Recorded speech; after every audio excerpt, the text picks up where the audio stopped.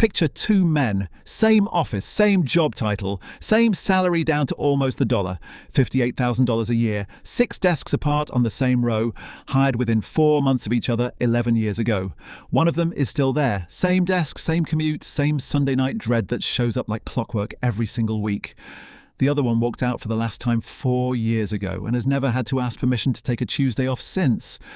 It wasn't a lottery ticket. It wasn't a rich uncle. It wasn't even a better job. For the first 6 years, their paychecks were nearly identical. The difference was something far less dramatic and far more learnable. One of them understood what actually keeps people trapped in the rat race, and the other one never did. This is the story of what that difference actually is, and the rules that explain why some people escape and most people never even get close. Here's what almost nobody tells you about the rat race. It was never really about having a job. Plenty of people with jobs aren't trapped at all. It's about a specific pattern. Earn, spend, repeat slightly faster each year that quietly resets the finish line every single time someone gets close to it. What follows are 9 rules that separate the people who break that pattern from the people who spend their entire working life running directly into it, year after year, without ever quite understanding why the finish line keeps moving. Here's the part that surprises almost everyone. The man still at that desk has been promoted 3 times since he started. His salary today is $94,000, nearly double what it was when he was hired. He's exactly as trapped now as he was then. Maybe more. The reason is simple, and almost nobody sees it while it's happening. Every time his income rose, his spending rose to match it almost perfectly.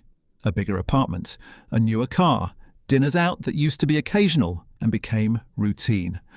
The raise never actually changed his position. It just moved the entire treadmill forward at the same speed he was running. This is the first and most important reframe. The rat race was never a measure of how much you earn. It's a measure of the gap between what you earn and what you actually need. And for most people, that gap never grows, no matter how many raises arrive, because spending learns to match income almost perfectly, almost every single time. Watch what happened to him in slow motion. Year 1. A 1-bedroom apartment, a 10-year-old car, $400 a month left over after expenses. Year 5, a 2-bedroom apartment because the first one felt small once the raises started. A leased car because the old one felt embarrassing to drive to client meetings. Year 11. $94,000 a year and almost exactly the same $400 a month left over he had back when he made $58,000.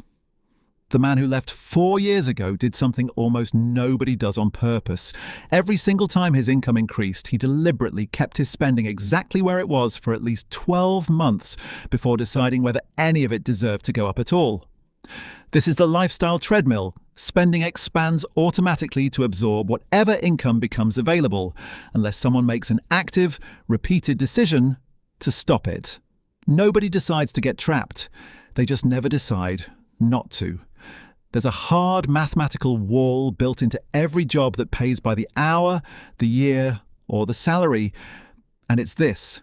There are only so many hours in a week, which means there's a hard ceiling on how much that income can ever grow, no matter how skilled or valuable someone becomes.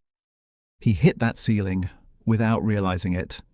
At $94,000 a year, working roughly 50 hours a week, there was simply no version of his job that could double his income without doubling his hours alongside it, and there are only so many hours a body can sustain.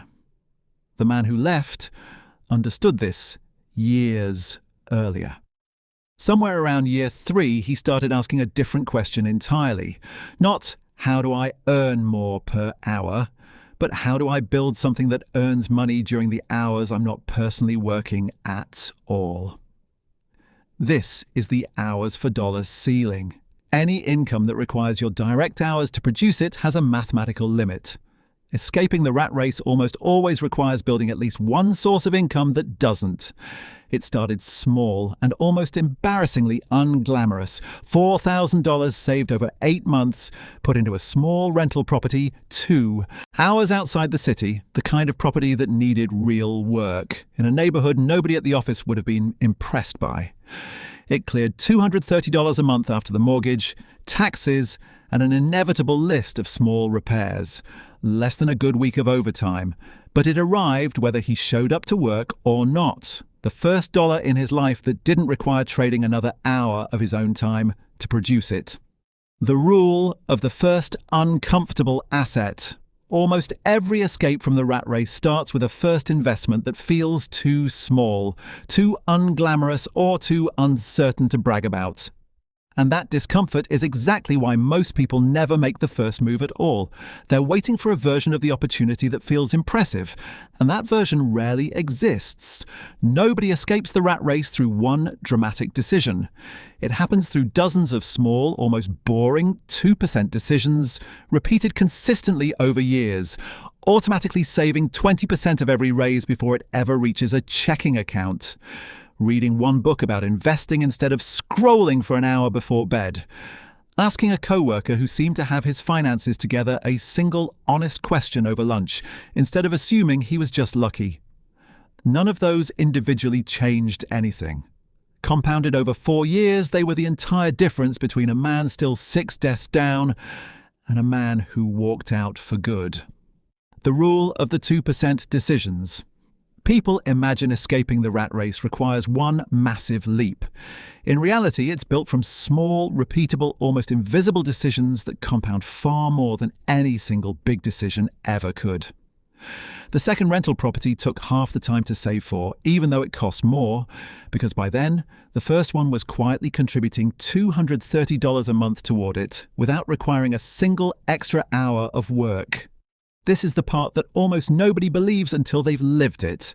Once you have one source of income that doesn't require your direct time, building the second one gets meaningfully easier because the first one is already doing part of the work for you. Money that isn't tied to your hours starts pulling its own weight.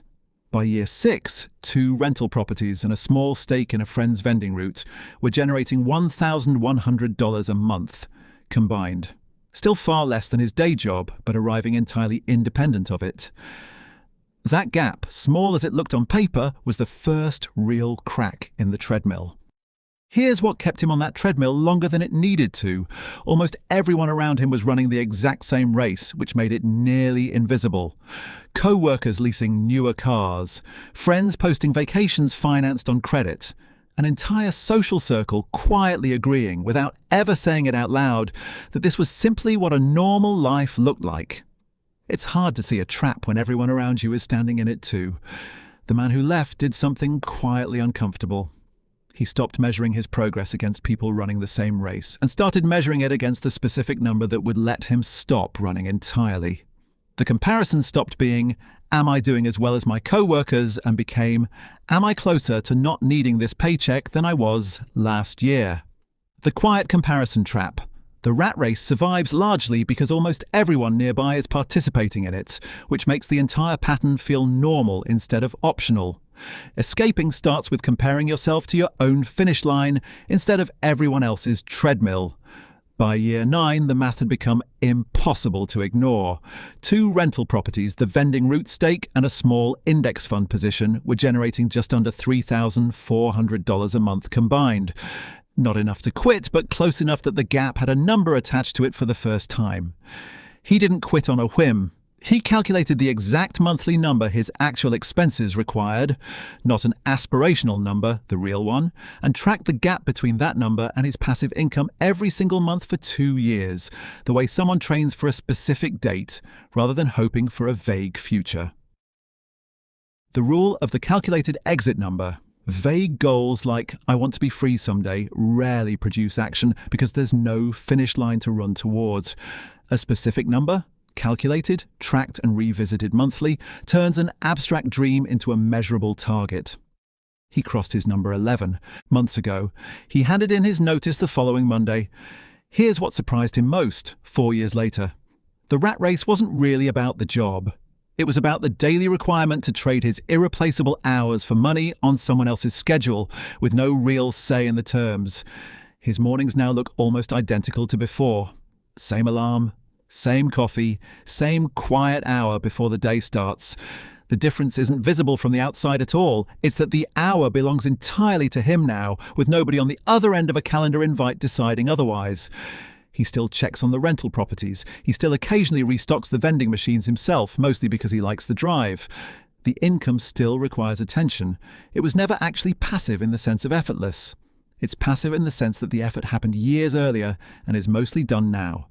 Go back to that office row, 6 desks apart, same salary, same starting point 11 years ago. The man still there isn't lazy. He isn't bad at his job. He's been promoted 3 times. He's never made one catastrophic decision. He's simply never stepped off the treadmill long enough to notice it was a treadmill at all because the raises kept arriving right on schedule. And the rat race is very good at feeling like progress even when it isn't. The man who left didn't earn more for most of those 11 years. He simply asked a different question years before it mattered. Not, how do I make more?